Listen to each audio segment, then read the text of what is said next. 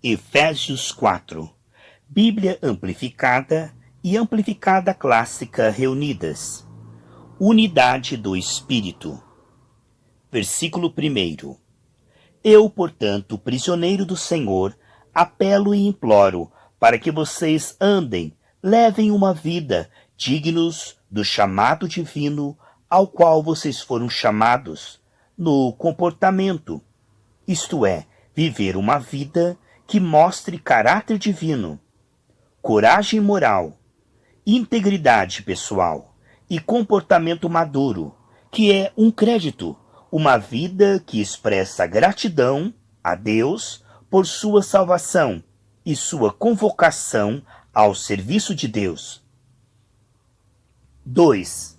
Vivam o correspondente de quem vocês agora são, com toda humildade, abandonando a justiça própria e gentileza, mantendo o domínio próprio, tendo paciência no amor altruísta, suportando uns aos outros e fazendo concessões, porque se amam. 3. Façam todos os esforços para seriamente manter e guardar a harmonia e a unidade do Espírito, que são produzidas pelo Espírito, no vínculo da paz, cada indivíduo trabalhando junto para tornar o todo bem-sucedido. 4. Há um corpo de crentes e um Espírito, como há também uma esperança que pertence ao chamado que vocês receberam para a salvação. 5. Há um Senhor, uma fé, um batismo. 6. Há um Deus e Pai de todos nós, que é soberano sobre todos e trabalhando através de todos e permeando e vivendo em todos. 7.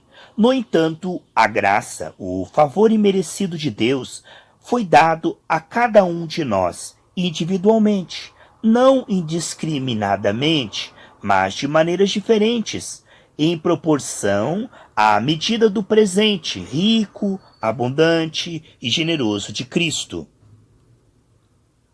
8. Portanto, disse, quando ele subiu ao alto, ele levou o cativeiro em cativeiro, ele liderou um grupo de inimigos vencidos e deu presentes aos homens. 9.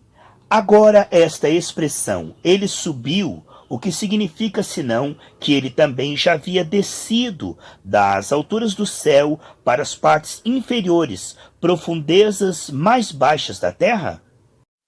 10. Aquele que desceu é exatamente o mesmo que também subiu acima de todos os céus, para que ele, sua presença, pudesse preencher todas as coisas, isto é, todo o universo. 11. E seus dons à igreja eram variados, e ele próprio designou alguns como apóstolos, mensageiros especiais, representantes, outros como profetas, que falam uma nova mensagem de Deus ao povo, pregadores e expositores inspirados, outros como evangelistas, missionários viajantes que espalharam as boas novas de salvação, e alguns como pastores e mestres para pastorear, guiar e instruir. 12. E ele fez isso com a intenção de equipar e aperfeiçoar totalmente os santos, povo consagrado a Deus, para as obras de serviço para edificar o corpo de Cristo, a Igreja.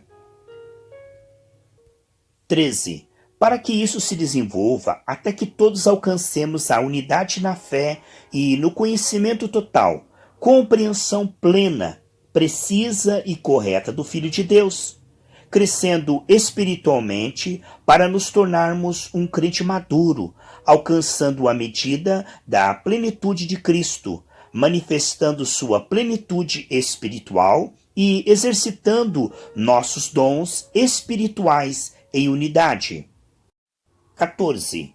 Para que não sejamos mais crianças, espiritualmente maturas, lançadas para frente e para trás, e de um lado para o outro entre rajadas aleatórias de ensinos que são meros truques, e oscilando como navios em um mar tempestuoso, e carregadas por todos os ventos da doutrina inconstante, pela astúcia e trapaça dos homens, sem escrúpulos, pelos esquemas fraudulentos de pessoas prontas para fazer qualquer coisa para lucro pessoal.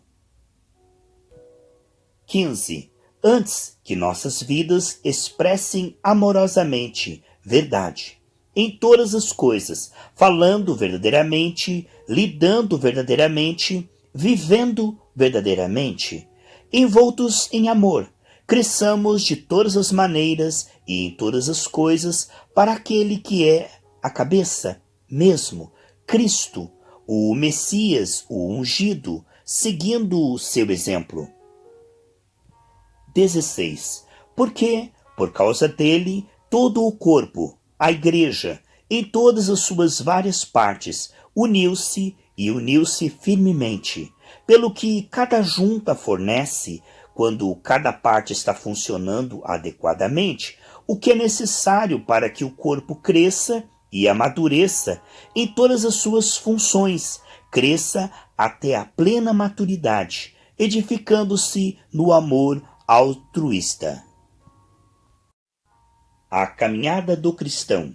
E assim digo isto e afirmo solenemente, junto com o Senhor, como em sua presença, falando em seu nome, que vocês não devem mais viver como os gentios incrédulos vivem, na futilidade e vaidade de suas mentes, e na tolice e vacuidade de suas almas. 18. Pois seu entendimento moral é obscurecido, e seu raciocínio é obscurecido. Estão alienados, afastados e autobanidos da vida de Deus, sem participação nela, isto é, por causa da deliberada, voluntária ignorância e cegueira espiritual que está profundamente arraigada dentro deles, por causa da dureza e insensibilidade do coração. 19. E eles, os ímpios, em sua apatia espiritual, tornaram-se imprudentes e insensíveis, entregaram-se como presas à sensualidade desenfreada, desejando ansiosamente a prática de todo tipo de impureza que seus desejos depravados possam sugerir ou exigir. 20. Mas não foi isso que aprenderam com Cristo. 21. Se, de fato, vocês realmente o ouviram e foram ensinados por ele, assim como a verdade está em Jesus, revelada em sua vida e personificada e encarnada nele. 22. Desviem-se da sua natureza anterior, ignorem e descartem sua antiga mentalidade não renovada, que caracterizou seu modo de vida anterior, e se torna corrompido por luxúrias e desejos que surgem da ilusão, que está sendo corrompida por desejos enganosos. 23. E sejam constantemente renovados no espírito de sua mente, tendo uma nova e pura atitude mental e espiritual. 24. E adotem, se vistam do novo eu, o regenerado, o da natureza renovada, criado à imagem de Deus, divina, na justiça e santidade da verdade, vivendo de uma maneira que expresse a Deus sua gratidão por sua salvação. 25. Portanto, rejeitando toda falsidade, mentir, fraudar, contar meias-verdades, espalhar boatos, coisa semelhante a isso, rompendo com essas coisas, falem e expressem a verdade, cada um com o próximo, pois somos todos partes e membros uns dos outros, e somos todos partes do corpo de Cristo. 26. Fiquem irados pelo pecado, pela imoralidade, pela injustiça, pelo comportamento ímpio, mas não pequem. Ou, Quando zangados, não pequem, nunca deixem sua ira, a sua exasperação, sua fúria, raiva ou indignação durar até que o sol se ponha. 27. E não deem ao diabo a oportunidade, não deem espaço para ele levá-los ao pecado, guardando rancor ou alimentando raiva, ou abrigando ressentimento ou cultivando amargura. 28. O ladrão que se tornou crente não deve mais roubar, mas deve trabalhar, ganhando a vida honestamente, produzindo o que é bom com suas próprias mãos, para que tenha algo a compartilhar com os necessitados. 29.